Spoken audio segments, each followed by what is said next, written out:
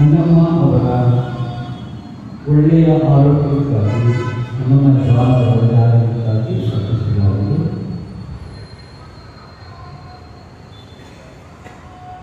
Lady Peter ಅವರ ಆರೋಗ್ಯಕ್ಕಾಗಿ ಮತ್ತು ಅಲೆಕ್ಸಾಂಡರ್ ಅವರ ಆರೋಗ್ಯಕ್ಕಾಗಿ ರೂಪ ವಿನ್ಸೆಂಟ್ ಅವರು ಪ್ರಾರ್ಥಿಸಿದ್ದಾರೆ. ತಂದೆಯ ಮಗನ ಪಾವನ ನಾಮದಲ್ಲಿ Amen.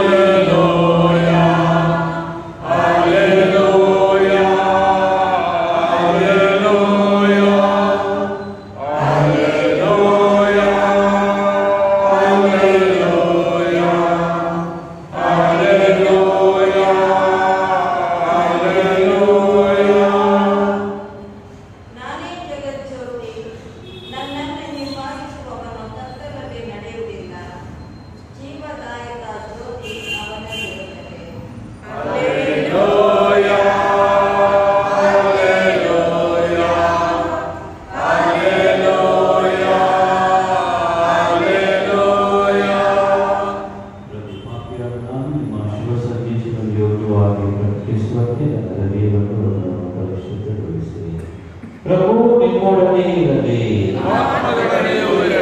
ಲೂಕನು ಬರೆದ ಪವಿತ್ರ ಶುಭ ಸಂದೇಶದಿಂದ ವಾಚನ.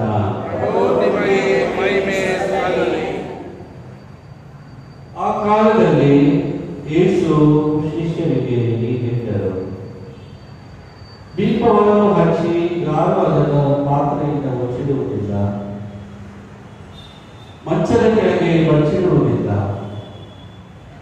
ಮನೆಯೊಳಗೆ ಬರುವವರಿಗೆ ಬೆಳಕು ಕಾಣಿಸುವಂತೆ ಅದನ್ನು ದೀಪಸ್ತಂಭದ ಮೇಲಿಡುತ್ತಾರೆ. ಬಟ್ಟ ಬಯಲಾದ ಮಂಚು ಮಳೆಯಿಂದ ಬೆಳಕಿಗೆ ಬಾರದ ಹಾಗೂ ರಟ್ಟಾಗದ ಗೊತ್ತಿಲ್ಲ. ಆದ್ದರಿಂದ ನೀವು ಕಿವಿ ಕೊಡುವಾಗ ಎಚ್ಚರಿಕೆಯಿಂದ ಇರಿ. ಏಕೆಂದರೆ ಉಳ್ಳವನಿಗೆ ಇನ್ನೂ ಹೆಚ್ಚಾಗಿ ಕೊಡಲಾಗುತ್ತದೆ, ಇಲ್ಲದವನಿಂದ ತನಗಿದೆ ಎಂದುಕೊಳ್ಳುವ ಕಿಂಚಿತ್ತನ್ನು ಕಸಿದುಕೊಳ್ಳಲಾಗುತ್ತದೆ. ಪ್ರಭುವಿನ ಶುಭ ಸಂದೇಶ.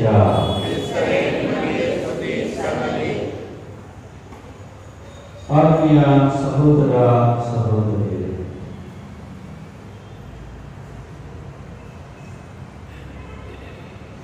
ಇಂದಿನ ಮೊದಲನೆಯ ವಾಚನದಲ್ಲಿ ಜ್ಞಾನೋಕ್ತಿಗಳಿಂದ ವಕ್ರ ಬುದ್ಧಿ ಉಳ್ಳ ಮನುಷ್ಯ ಸರ್ವೇಶ್ವರನಿಗೆ ದೇವರಿಗೆ ಅಸಹ್ಯ.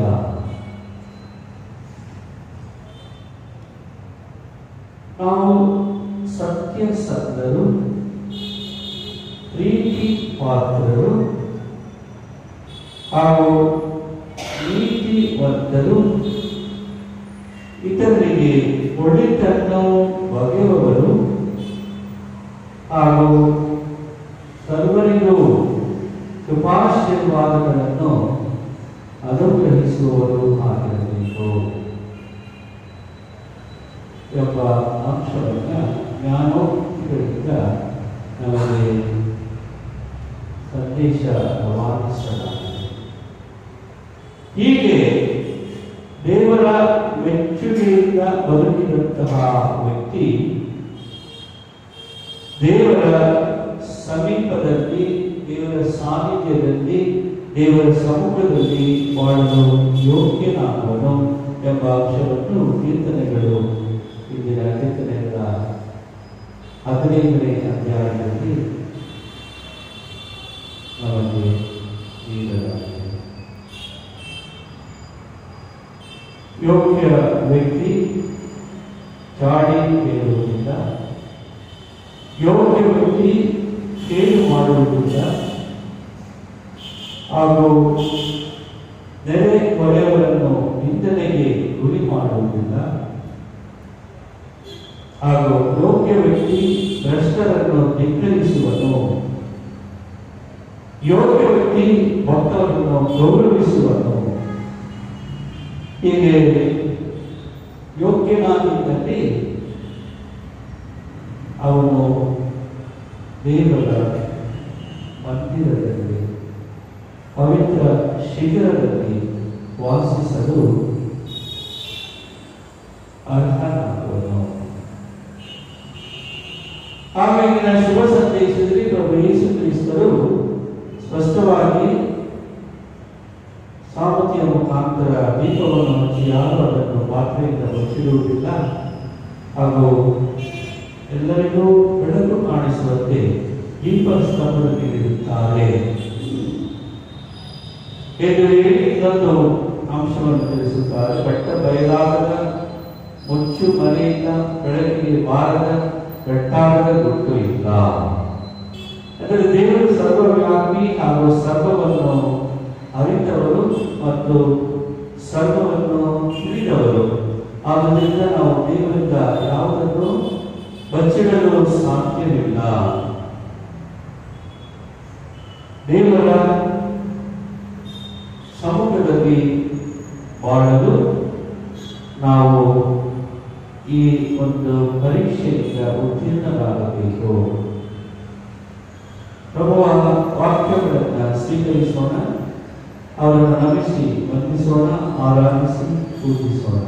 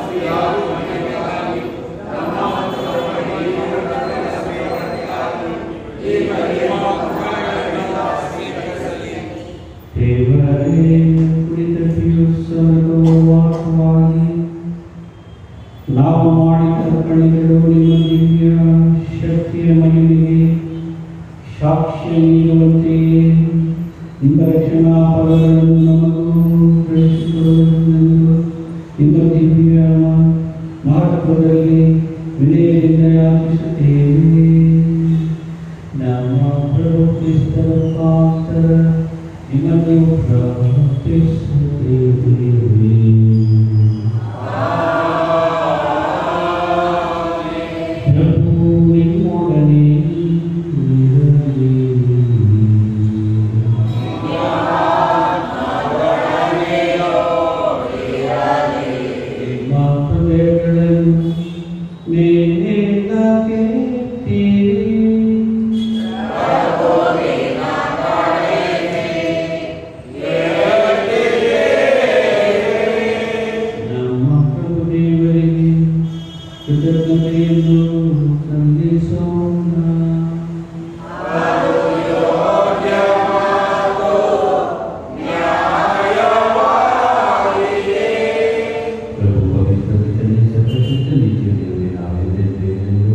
ನಮ್ಮ ಪ್ರಭು ಕ್ರಿಸ್ತರ ಮುಖಾಂತರ ನಿಮಗೆ ಕೃತಜ್ಞತೆ ಸಲ್ಲಿಸುವುದು ನಿಜವಾಗಿ ಯೋಗ್ಯವೂ ನ್ಯಾಯವೂ ಆಗಿದೆ, ನಮ್ಮ ಕರ್ತವ್ಯವೂ ರಕ್ಷಣೆಯೂ ಆಗಿದೆ.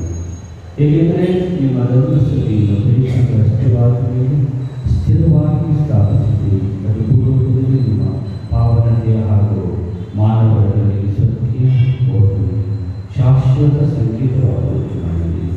ಆದುದರಿಂದ ಈಗಲೂ ವೇದಾಂತದ ಸಕಲ ಭೂತಗಳೊಂದಿಗೆ ನಾವು ಘೋಷಿಸುತ್ತೇವೆ.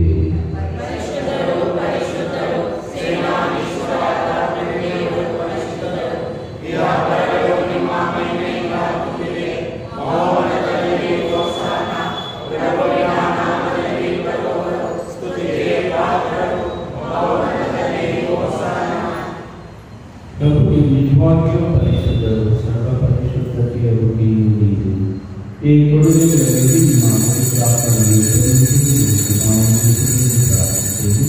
ನಮಗೂ ನಮ್ಮ ಪ್ರಭು ಯೇಸು ಕ್ರಿಸ್ತರ ಶರೀರ ಮತ್ತು ರಕ್ತವಾಗುವಂತೆ ಮಾಡಿ ಅವರನ್ನು ಪರಾಧೀನ ಮಾಡಲಾದ ಸಮಯದಲ್ಲಿ ಸ್ವಚ್ಛೆಯಿಂದ ಸಮಯವಾಗುವುದಾದಾಗ ಅವರು ರೊಟ್ಟಿಯನ್ನು ತೆಗೆದುಕೊಂಡು ಕೃತಜ್ಞತೆಯನ್ನು ಸಲ್ಲಿಸಿ ಅದನ್ನು ಮುರಿದು ನಮ್ಮ ಶಿಷ್ಯರಿಗೆ ಕುರಿತ ಹೀಗೆಂದರು, ತೆಗೆದುಕೊಳ್ಳಿ, ಇದನ್ನು ನೀವೆಲ್ಲರೂ ಭುಜಿಸಿರಿ, ಏಕೆಂದರೆ ಇದು ನಿಮಗಾಗಿ ಅರ್ಪಿಸಲಾಗುವ ನನ್ನ ಶರೀರ.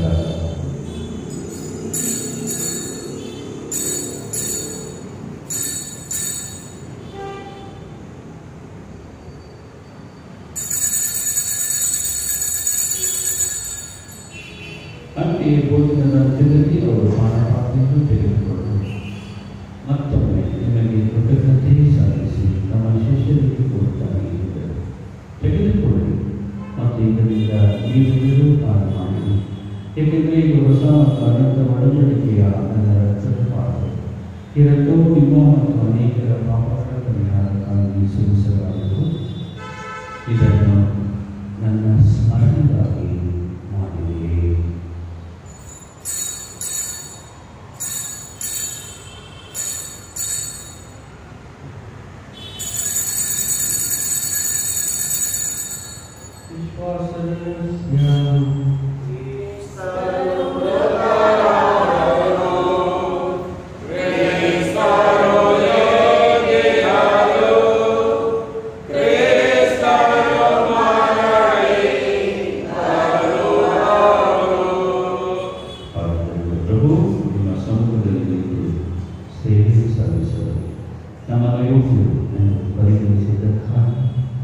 ನಿಮಗೆ ಕೃತಜ್ಞತೆ ಸಲ್ಲಿಸುತ್ತೇನೆ. ಕ್ರಿಸ್ತರ ಮರಣ ಮತ್ತು ಪುನರುತ್ಥಾನದ ಸ್ಮರಣೆಯನ್ನು ಆಚರಿಸುತ್ತಾ ಜೀವ ಬೀರುವ ರೊಟ್ಟಿಯನ್ನು ರಕ್ಷಣೆ ನೀಡುವ ಪಾತ್ರೆಯನ್ನು ನಿಮಗೆ ಅರ್ಪಿಸುತ್ತೇವೆ.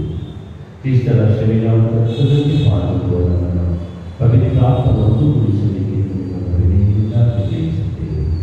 ಪ್ರಭು, ನಿಮ್ಮ ವಿಶ್ವವ್ಯಾಪಿ ಧರ್ಮಸಭೆಯನ್ನು ಸ್ಮರಿಸಿದಲ್ಲಿ ನಮ್ಮ ವಿಶ್ವಗಳು ಫ್ರಾನ್ಸಿಸ್ ಅವರಿಗೂ ಧರ್ಮಾಧ್ಯಕ್ಷ ಪೀಠರೊಂದಿಗೂ ಸಹಾಯಕ ಧರ್ಮಾಧ್ಯಕ್ಷರೊಂದಿಗೂ ಸಕಲ ನಾಯಕರೊಂದಿಗೂ ಅದನ್ನು ಪ್ರೀತಿಯ ಪರಿಪೂರ್ಣತೆಯನ್ನು ನಡೆಸುವುದು. ಪ್ರಭು, ಇತರ ಲೋಕದಿಂದ ನಿಮ್ಮಲ್ಲಿಗೆ ಕರೆದುಕೊಂಡಿರುವ ನಿಮ್ಮ ಸೇವಕ ಮೊದಲನೆಯ ಸ್ವಾಮಿ ಫ್ರಾನ್ಸಿಸ್ ಕ್ರಿಸ್ಟೋಫರ್ ಇವರನ್ನು ಸ್ಮರಿಸಿಕೊಳ್ಳುವುದು. ನಿಮ್ಮ ಕುಮಾರ ಅನ್ನದಲ್ಲಿ ಭಾಗಿಯಾಗಿದ್ದವರು ಅವರ ಪುನರುತ್ಥಾನದಲ್ಲಿ ಭಾಗಿಯಾಗುವಂತೆ ಅನುಗ್ರಹಿಸಿ. ಪ್ರಭು, ಪುನರುತ್ಥಾನದ ನಿರೀಕ್ಷೆಯಲ್ಲಿ ವಿಶ್ರಮಿಸುತ್ತಿರುವ ನಮ್ಮ ಸಹೋದರ ಸಹೋದರಿಯರನ್ನು ನಿಮ್ಮ ದಯೆಯಿಂದ ಎಲ್ಲರನ್ನು ಸ್ಮರಿಸಿಕೊಳ್ಳಿ.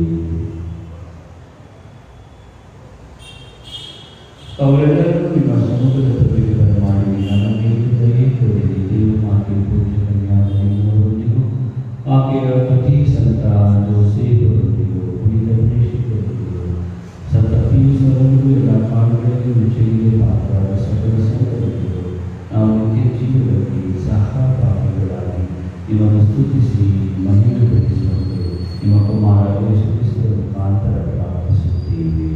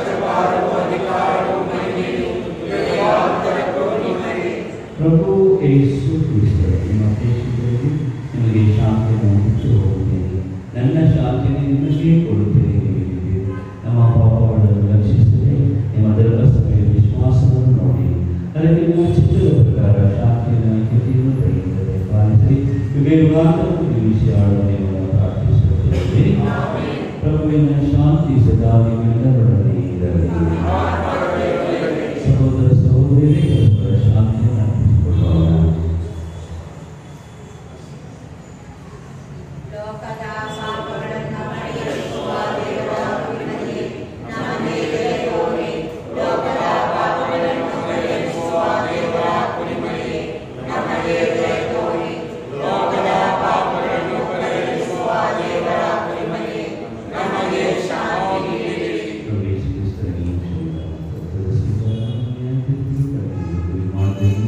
ಆದರೆ ನಿಮ್ಮ ಪ್ರೀತಿಮಯ ದೇವರ ದೇಹಾತ್ಮಕ ರಕ್ಷಣೆ ಹಾಗೂ ಗುಣಪಡಿಸುವ ಸಂದರ್ಶನವಾಗಲಿ. ಇಗೋ ದೇವರ ಕವಿಯಿಂದ ಇಗೋ ಇವರೇ ಲೋಕದ ಪಾಪಗಳನ್ನು ಪರಿಹರಿಸುವವರು, ಕುರಿಮರಿಯ ಭೋಜನಕ್ಕೆ ಆಹ್ವಾನಿತರು ಭಾಗ್ಯವಂತರು.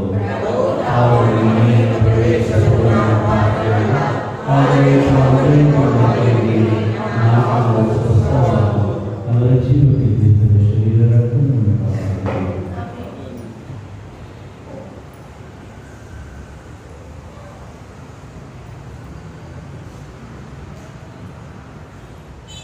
ಹಾಡಿನ ಸಂಖ್ಯೆ 1170.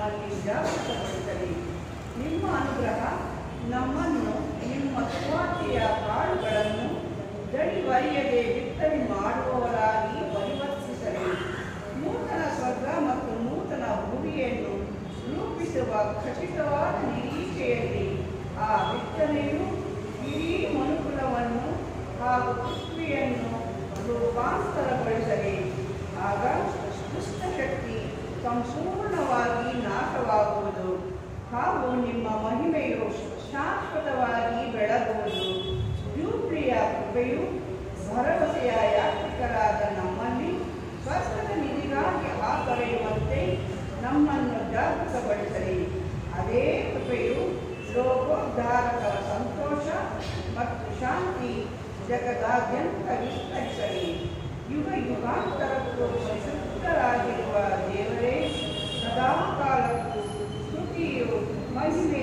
ಸಲ್ಲಲಿ. ಆಮೆನ್.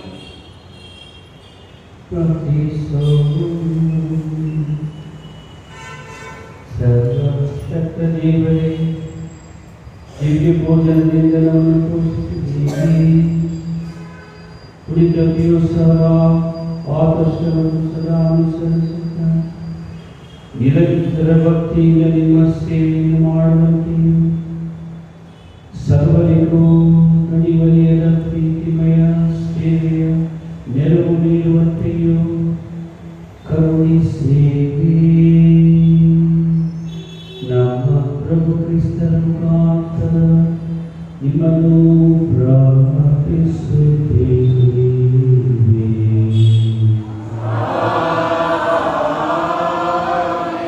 ಪ್ರಭು ನಿಮ್ಮೊಡನೆ ಇರಲಿ.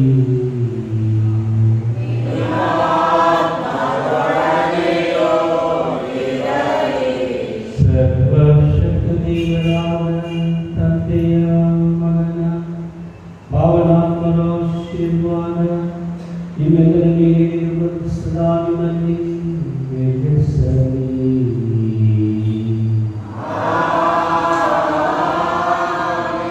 ಓ ಬನ್ನಿ ಬಲಿ ಪೂಜೆ